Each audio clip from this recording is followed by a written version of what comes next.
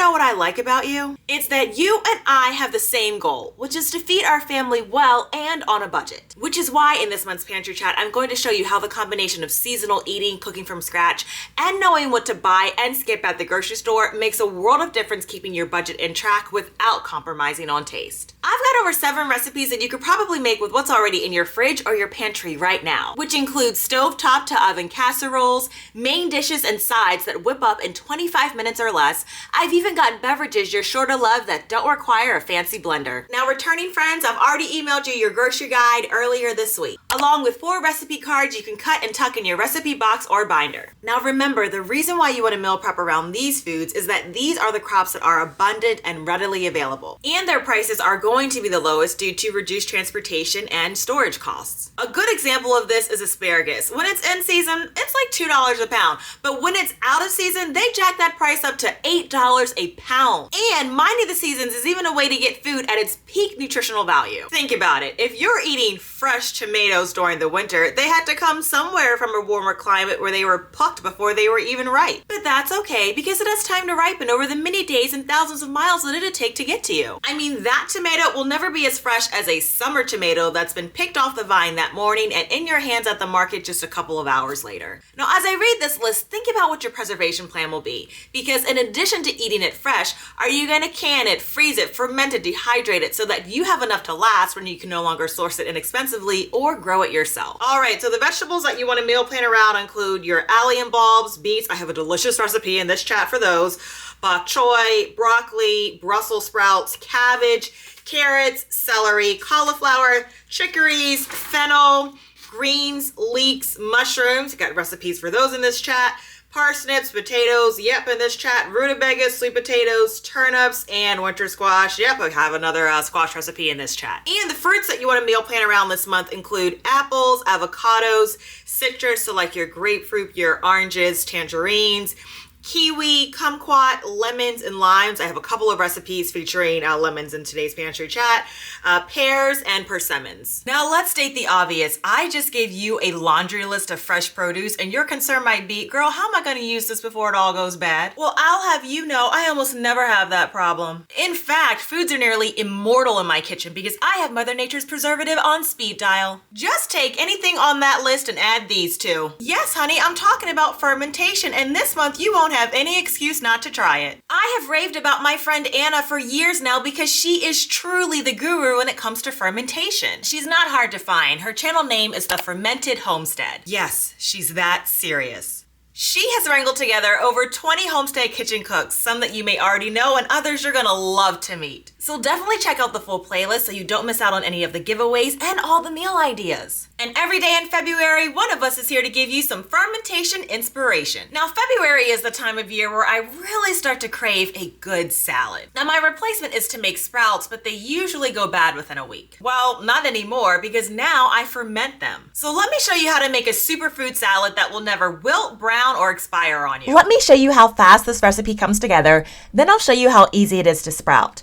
I like to start by dicing a bit of red onion to give this recipe a base of a subtle sharp yet sweetness, which adds a depth to the overall profile. And then after this, I love adding onion's trusty duo, garlic. Both are fermentation flavors that pair wonderfully. I have some mixed bean sprouts which have a unique taste that is somewhat nutty, earthy, and slightly sweet, and have a moderate crunch. Next, I'm going to add some alfalfa sprouts, which are crisp and juicy. And finally, I'm going to use some mung bean sprouts, which are very delicate, but add a fresh, crisp flavor. Sprouts are already a superfood on their own, but once fermented, it increases the bioavailability of nutrients and gives you a probiotic boost. Here's the fun part. I'm going to combine all these flavors and textures along with some pepper and Cajun seasoning to give it a bold, robust flavor. Now, you always want to go with a high-quality, unrefined sea salt when fermenting, and I stick with Redmond's. Sprouts do not need a lot of salt.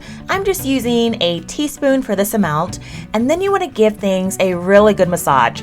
Go ahead, feel free to use clean hands. This part helps to expel some of the water for our brine.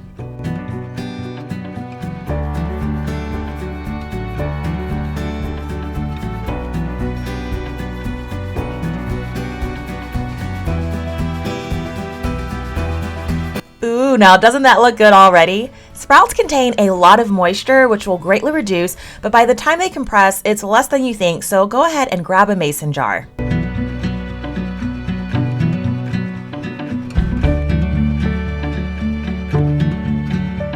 You're going to need a kraut pounder to help you mash things down, and I love this stainless steel one over the wooden ones because it's so much more easy to keep clean and you don't have to worry about it ever cracking. Sprouts ferment incredibly fast, as in 2 to 3 days, which is why you want to keep them refrigerated because the enzymatic action occurs so quickly. Y'all, each week Anna hosts a live Q&A fermentation chat, has the best fermented recipes, and she gives realistic guidance about building a homestead. She's my friend in real life, and you are going to love her channel. Top your jar with filtered water, leaving not more than a ½ inch of headspace between the top of the brine and the top of the jar.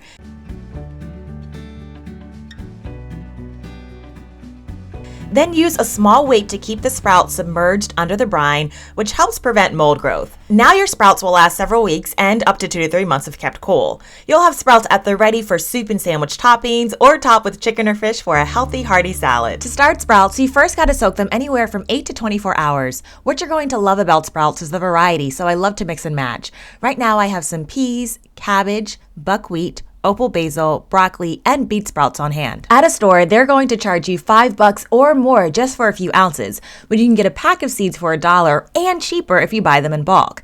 You want to soak your seeds because this is what helps to kickstart germination by loosening up the protective coating around them. I use and love this stainless steel sprouting tray because it's stacked so I can grow multiple sprouts at once. It's sturdy and looks attractive sitting on the counter. Over the next 3 to 5 days, you'll just rinse your sprouts daily. That's all. Yep, that's exactly how low maintenance sprouts are. They don't need sunlight or soil, making them just foolproof. When it's time to remove them, you'll just use your hands to scrape them out.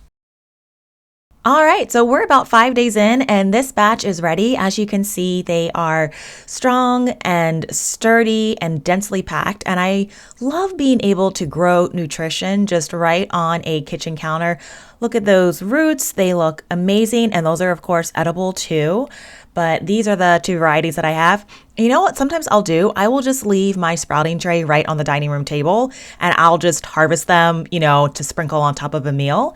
And then to harvest them, you just, gently take your hands with a little grabbing action and pluck them and put them into a container. I love the variety that I can have with sprouts. So I think in this batch, I'm going to add some peppers that I have that I want to use before they go bad. And to wash this thing, it's super easy. You just add a little dish soap. Give it a gentle little scrub on the front and the back. Everything loosens up pretty quickly. And that's what I, again, love about this tray.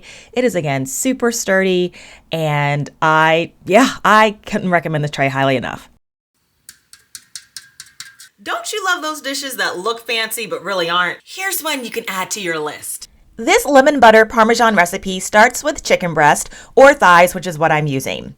Beat with a mallet to achieve an even thickness, and then after that, you're going to need to create an egg mixture. So combine a few eggs, add a tablespoon or 2 of minced garlic, and a heaping tablespoon of Italian or basil seasoning, along with a sprinkle of pepper. Now in a second bowl, dump Parmesan cheese and some flour together. Make sure it's thoroughly incorporated.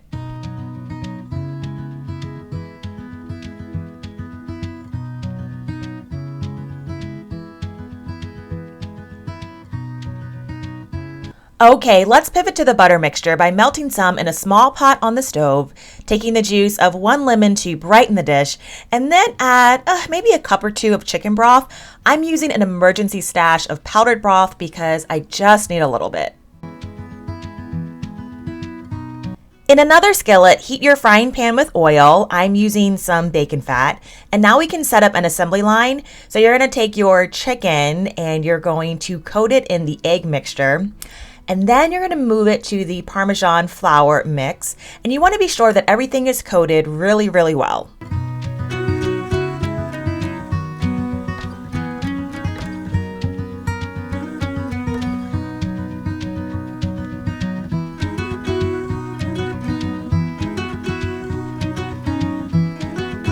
I have a few petite potatoes, so I'm just going to slice those up because once my chicken is ready, I'll add them to the pan and let things cook a little bit more in the oven. gracious, doesn't that Parmesan coating look so good? Take your butter sauce and drizzle it over the chicken, and then add your veggies and bake until the juice is caramelized, which infuses the vegetables and all that savory flavor. If this doesn't bring your family to the table, I don't know what will. Let's plate this up and take our first bite. And oh, this recipe is included in this month's grocery guide.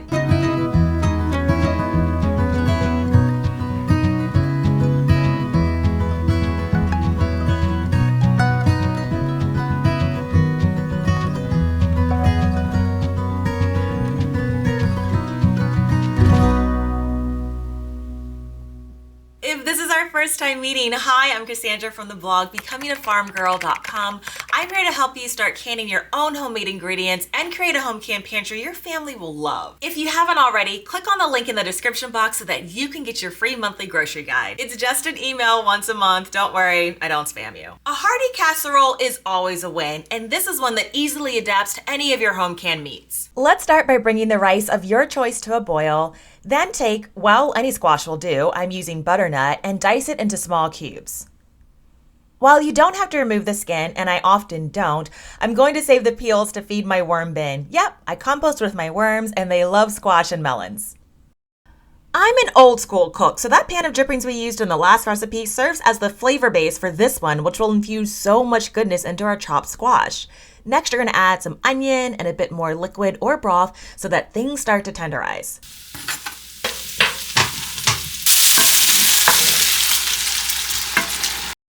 This is a jar of home canned turkey breast from a holiday turkey last year, but you could use any meat. Look at how fresh and tender my fully cooked meat is. And you want to guess how much per pound this turkey cost me? 49 cents. Yeah, it's incredible. Again, that is the power of having preservation tools at the ready in your kitchen. Top your rice with the meat, and yes, I poured in my turkey juices because that is flavor. Use sour cream, cream cheese, or mascarpone to create a creamy squash mixture, and then you're going to transfer everything to the skillet with the squash.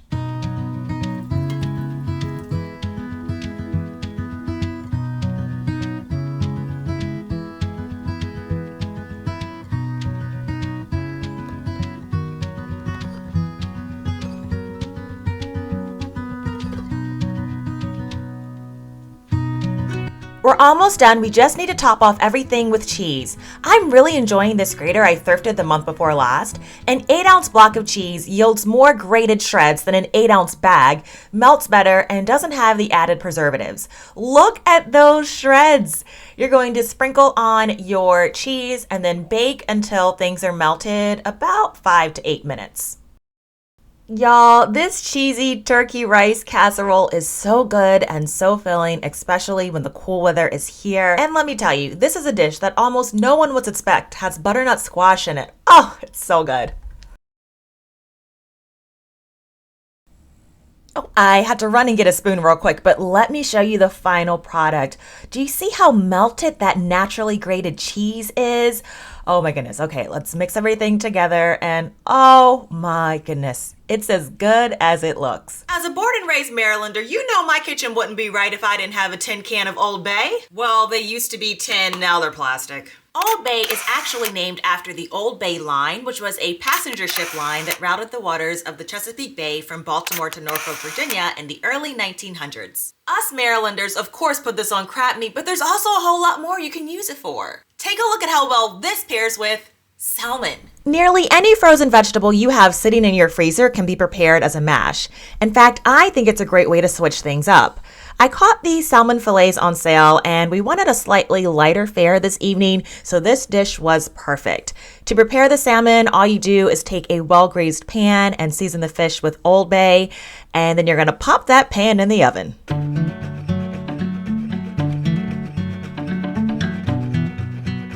Then zest several lemons. By now the peas are ready to be drained, and once you do that, you are going to, believe it or not, add some sour cream to the bowl. And y'all, even this sour cream is both homemade and fermented. But you'll add sour cream and then the lemon zest and a little bit of lemon juice. And I am telling you, you will never frown at peas after this combination. Add a little bit of salt and pepper to taste, and then blend until you reach your desired texture.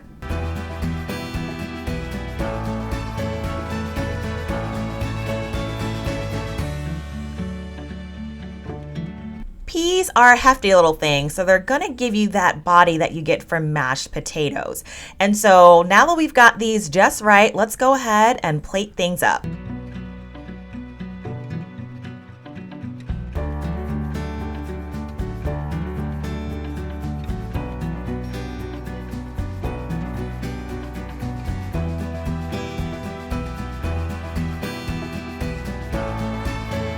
Now this is totally optional, but you can also drizzle a bit of melted butter on top, which helps keep the salmon moist. And then you can garnish with more lemon zest or fresh herbs and sliced lemon. See how easy you can get everyday gourmet right at home?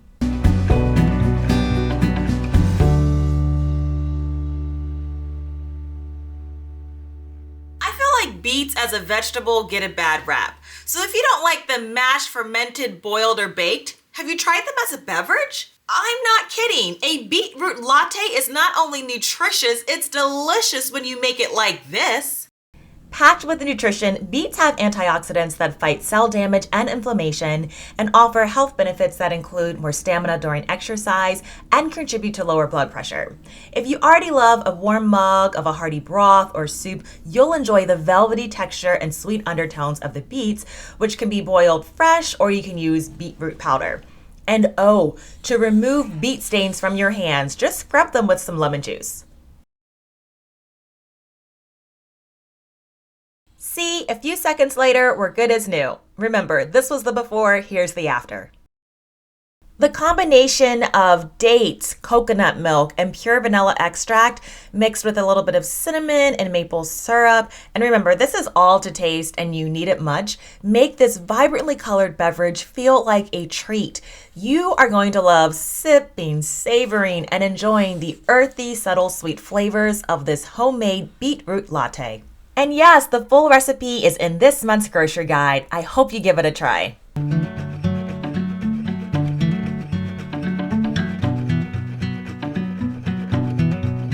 Now, y'all, I have no barista skills at all, but I do enjoy cracking out my manual milk frother from time to time when I want to make, a drink look extra special. Again, this is just for something that I make at home.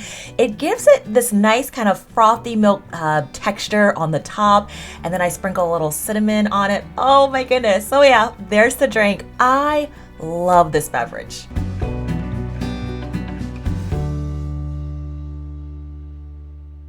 So what are you and your special one doing for Valentine's Day? Oh, good, me too. And actually, Trey's gonna be out to sea that week, so it'll just be me and Thor. Now, before you start thinking, oh, Cassandra, you're gonna be all alone, I'll tell you that we wouldn't be doing anything different to mark the day even if he was here. Well, not by the way of flowers or candy, and ask yourself, do you need to? Flower prices are insane. The going price around here is like $60 a bouquet for something that I can't eat and is gonna wilt in a week. Now, yes, he did the flower thing when we were dating and early on in our marriage, but then I just told him to stop, especially when I start growing them all spring and summer. And I said, hey, if you really want to get me flowers, just pick some up at Aldi for $4.99. Now, earlier this year, Trey and I celebrated our 10th wedding anniversary, and he got me some flowers delivered to my job. And I immediately checked the account, and when I got home, yes, I fussed at him for spending $70 on a bouquet. And let me clarify, I do enjoy flowers, but the issue is that I am a woman that grows them for pennies a year. And of the bouquets that I have purchased in the past, I still have them because I love the look of dried flowers. Okay, y'all, I'm not kidding. I have 1, 2, and then I'm looking here in my living room here, 3, 4, 5, 6 dried floral arrangements that I just keep as part of the decor. So truly, I'm always surrounded by flowers. But you know what that man told me? He said, one, he knew I was gonna fuss, but that two, he could not risk getting me flowers because it was 10 years, which is a milestone. Plus, restaurants are going to be so crowded, so you likely won't get the best service. Look, I'm going to be really real with you and show you what a typical date usually looks like for us. And overwhelmingly, it's right here in our house. It's a stay-at-home date night. And, with the busyness of the week and just being a little run down on the weekends or, just even on a weeknight, it's nice to be able to kind of carve out what I'm about to share with you. Now, a lot of you are already in my head when it comes to the grocery game, so I think you'll like this. About a month ago, when I was in the grocery store, I poked around in the meat department to see if there were any quick sale meats, and I found what I'm going to call some boutique chicken breast, already stuffed and breaded and marked half off in packages of 2. I knew that something like this would make an excellent date night dinner that would be nearly 100% hands-off for me. Y'all, I grabbed packages of chicken cordon bleu, originally $11.60, marked down to $5.80, and then I found this bacon-wrapped chicken breast with jalapeno popper stuffing, which was also marked down to $5.80, a broccoli and cheese chicken breast, and a stuffed pork one. What I was really going for is an already fully cooked assembled meal that I could just pop out of the freezer. And so I took some acorn squash and I sliced it. And while I didn't need to cook it, I went ahead and did so because I used some of this mix as our side for another supper the following day. So again, all I did was just slice this up. I threw some onions on top to add some flavor, and then I just sprinkled away to my heart's content with, I think, some Cajun seasoning, a little bit of pepper. You really can't go wrong. Then I went ahead and chopped a few potatoes that I wanted to use before they sprouted, and I grabbed my individual dinner Tupperware and began to label my dishes just with a permanent marker. Yeah, it stays on in the fridge or the freezer without smudging, but it rinses right off in hot soapy water or in the dishwasher. Now, I like to label the front and back of my dishes just in case things get turned around as I'm sifting through the freezer. Y'all, if you get it, you get it, but assembling these meals just feels like relief and money in the bank. And so I went ahead and, again, I love these individual serving sizes.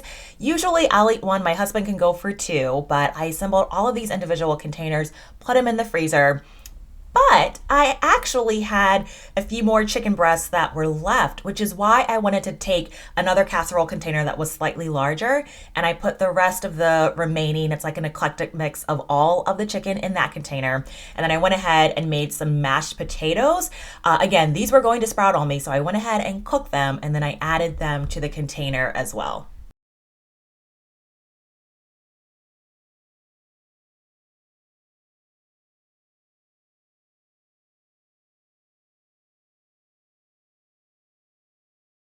A ready-to-go meal like this means that on a date night, the kitchen doesn't have to unravel and we still eat good. I usually pump up our dinner date meal by calling him before he gets home and asking him something like this. Yes, baby. Hey, babe.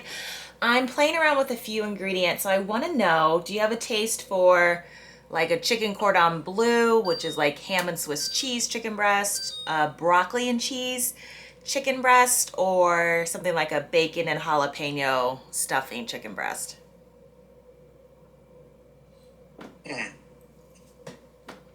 Bacon and jalapeno chicken breast. Okay, all right, that's what I'll have. That's what you'll have. All right, baby. Sweet. All right, that's for dinner though, okay? Okay. All right, talk to you soon, bye.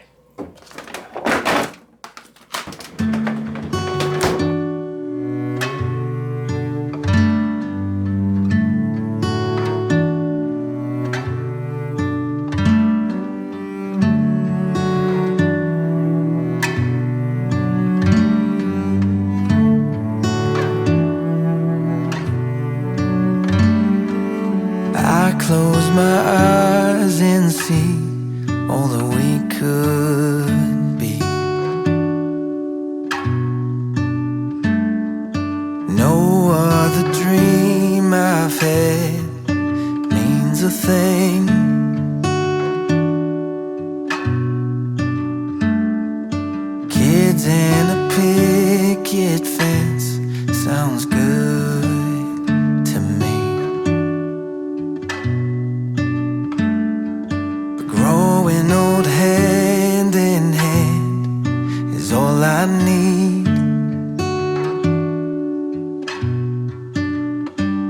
as the years go by. We might get older, but love will grow stronger.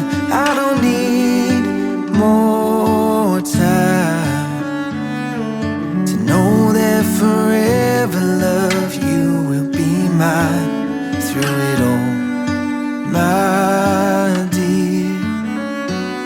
I will be yours year after year.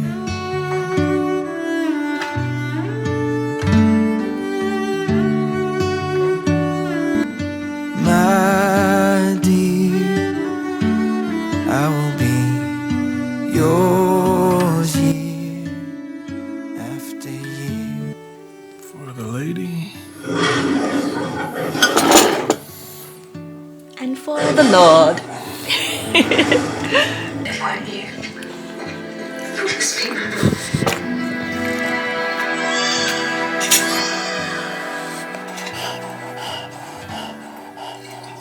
Now, in last month's grocery chat, I shared that your homework was to consider using a grocery store price book to help you track the prices of 10 of your most consistent purchases. In the grocery guide, I included a template that you can download and make copies of, but I also showed you how to make one yourself with a composition notebook. This month, your homework is to download an app on your phone called Flip, but you can also use it on a desktop. And you spell that F-L-I-P-P. And just so you know, I am not a person who likes a gazillion apps on their phone. In fact, what I do on my phone is I only have the apps that I use on one screen. They're not tucked in folders. They're large so I can see them. And if you're not on the front screen, then I don't need you. It's way too many and I get overwhelmed. But once I show you the features on this app, I think you're gonna love it. Now, I wanted to share this app with you for the same reasons that I want you to start a price book. I am always happy to share what I have found and the price that I paid, but the reality is that you and I likely aren't in the same town. And the fact is that where you live does dictate price. So even as I'm sharing, the prices that I am paying, you can specifically use this app and your price book to see if you are also going to find something as cheap, or if its historical price is even cheaper. Now you have a way of knowing with certainty what the sale price is and as well as what your base price is, and you can know what's a good price for your specific area. All right, y'all, so this app is free. There aren't any ads. It doesn't ask for personal information other than your zip code. There's nothing to buy, and I'm not affiliated. I'm just a fan. And what I love about this app is that it's super simple to use. You can actually browse through all of the different grocery store advertisements in your area, because even though I just shop at the same kind of 3 stores on the regular, there are times that if the sale is good enough, I will go out to another store to stock up. And what I love about this app is that you can even search through all of these different sales ads just by kind of typing in the items that you're looking for, and it will alert you through a push notification to say, hey, this item that you've been searching for, it's on sale at so-and-so. And so I really love this app because there's a store that I don't often go to because it's not, again, super close to me. It's about 20 minutes away, but I did want to go to Lidl because they had an awesome sale on cheese, 3 for $5, and this is what that grocery store trip look like. I really struck the jackpot on cheese. So there was a customer limit of 9, but I just split it up into 2 transactions. Y'all, look, I know that my base price for cheese, even at Aldi, is $1.99. So I went over here. They had all these cheeses on sale. They also had these fancy noodles that I love on sale for $1 each. I also knew that their half and half price was really good at $2.60. It just contains milk and cream. There are lots of fillers in your half and half.